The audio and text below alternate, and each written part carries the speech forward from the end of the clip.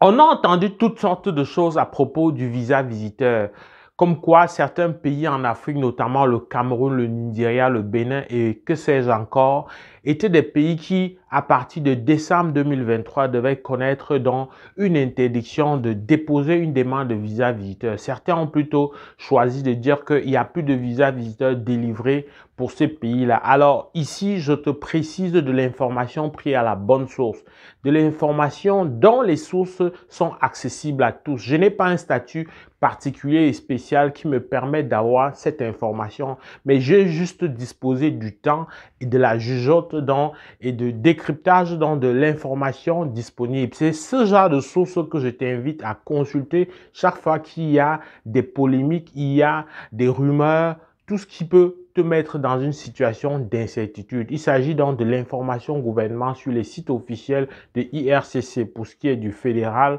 ou alors sur des sites gouvernementaux respectifs.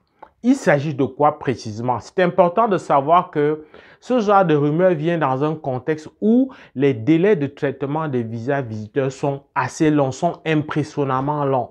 Alors, il y a des pays en Afrique dont les délais sont au-delà de 365 jours. On parle de 450 jours pour certains pays. Alors, comme je dis habituellement dans mes vidéos, ces données-là, ces délais officiels qui sont accessibles sont faites sur la base de 80% des demandes traitées. Est-ce que c'est vrai que tout le monde connaît le même délai pour obtenir son visa visiteur? Je te dirais clairement non. Il y en a jusqu'à l'heure où je te parle. Nous sommes en mi-novembre 2023. Il y en a qui connaissent des résultats de leur visa visiteur après 2 semaines. Je dis bien 2 semaines. Il y en a après 1 mois. Il y en a qui sur 10 mois n'ont toujours pas eu leur visa visiteur, leur résultat de visa visiteur. Alors là, ça pose le problème de la transparence de celui que tu contactes pour faire ta procédure. Celui-là, généralement, s'il n'est pas assez, il n'a pas une certaine hauteur ou un souci de la transparence, ben, il va tout faire pour te mettre dans la position de celui qui doit très vite ouvrir un dossier avec lui, de celui qui te faut très vite, qui va même te faire croire à certains égards, dans certains cas, qu'il est capable, voilà, de te délivrer ce visa visiteur, comme s'il y avait une longueur d'onde d'avance pour certaines personnes par rapport à la délivrance de ce genre de documents. Alors, c'est l'ignorance et l'idée, cette approche et voilà ce schéma culturel qui nous enferme et qui fait qu'on peut penser qu'il y en a qui ont plus d'avantages que d'autres. Alors, très clairement, il faut dire que pour ce qui est du visa visiteur, il y a plusieurs types de visa visiteur. Il y a le visa visiteur de celui qui vient sous la bannière d'une invitation de quelqu'un qui est très proche. Ça peut être une invitation de ton enfant, une invitation de ton oncle, de ton neveu, de ton parent, en tout cas d'une famille, on va dire nucléaire qui est suffisamment proche. Ça, c'est une possibilité. Dans cet ordre d'idées, on peut voir d'autres sous-catégories comme quelqu'un qui va se marier, quelqu'un qui va soutenir sa thèse, etc. Mais à côté de cette catégorie-là que je vais dire rapprochée de la visite familiale, il y a une autre catégorie qui est liée aux visites commerciales. Ça va souvent venir à la faveur des foires commerciales, à la faveur des forums, etc. Où très souvent, on doit te délivrer un document qui vient supporter, qui vient prouver que ce pourquoi tu viens au Canada. Maintenant, il y a une dernière catégorie, j'ai envie de dire la catégorie où la plupart des gens se retrouvent, c'est la catégorie du tourisme. Ceux qui n'ont pas des liens significatifs avec des résidents permanents ou citoyens du Canada, mais ceux-là se basculent donc dans la catégorie des touristes. Touristes, ici, il faut dire que très clairement, l'invitation n'a pas sa place ici. Alors, on te maintient dans une ignorance et on joue sur ta vulnérabilité pour te laisser croire qu'une invitation, c'est un document qui est hautement important dans la décision. Pour celui qui vient visiter le Canada comme touriste, c'est un document à la limite qui est inutile. Celui qui vient dans le cadre de la visite familiale, ça peut aussi être si c'est juste un parent qui visite son enfant ou l'inverse.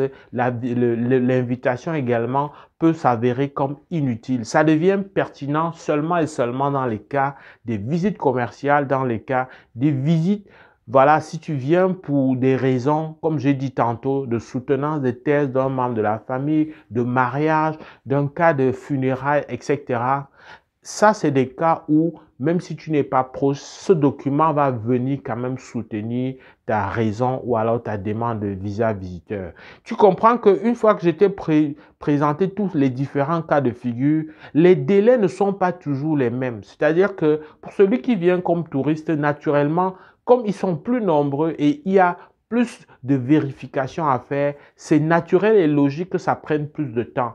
Mais il faut dire que nous sommes dans un contexte aussi post-pandémique qui fait qu'il y a des retards de demande. Non seulement il y a des retards, mais il y a une ruée des personnes qui sont convaincues qu'en venant visiter le Canada dans un contexte où le statut peut être transformé en travailleur, alors, il y en a qui même laissent croire aux gens que lorsque tu viens comme visiteur, dès que tu arrives, on change ton statut. Que non, plusieurs personnes se mettent devant leur caméra et te disent n'importe quoi, malheureusement, pour faire en sorte de te maintenir dans un état de fragilité et de vulnérabilité. C'est important que tu saches que les délais sont longs pour la plupart des visas visiteurs et ce, dans la plupart des pays d'Afrique.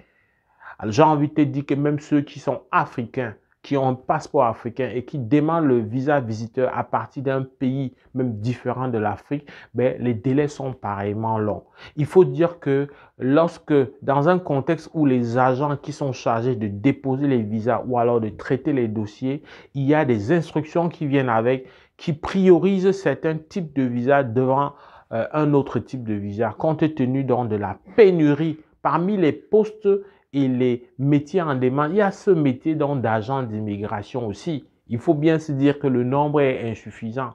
Et comme le nombre est insuffisant, il faut procéder par priorité. Et la priorité et la logique veut qu'on priorise ceux qui, en immigrant, vont avoir un impact économique direct sur la société du Canada. Tu me vois donc me diriger vers les demandes de résidents permanents, que ce soit pour les provinces, le Québec ou alors pour le fédéral. Ça, c'est des dossiers prioritaires et justement, on peut le ressentir parce que les délais sont suffisamment allégés. C'est difficilement au-delà de 8 mois que tu te retrouves au Canada après avoir été invité dans ta procédure. Alors, de l'autre côté, il y a également ceux qui viennent pour le parrainage. Ça va s'améliorer comme on peut le voir de temps en temps. Pour les visiteurs, c'est clair que ceux qui viennent avec la famille, c'est nettement plus rapide que ceux qui viennent en touriste compte tenu du nombre important et compte tenu de l'impact mineur que ces visiteurs, même si on reconnaît que c'est finalement une industrie, l'industrie du tourisme rapporte beaucoup. J'espère que cette information te permet de comprendre que ce n'est pas tout simplement logique qu'on vise un pays. On ne peut pas viser un pays pour une procédure. Ça n'a aucun sens.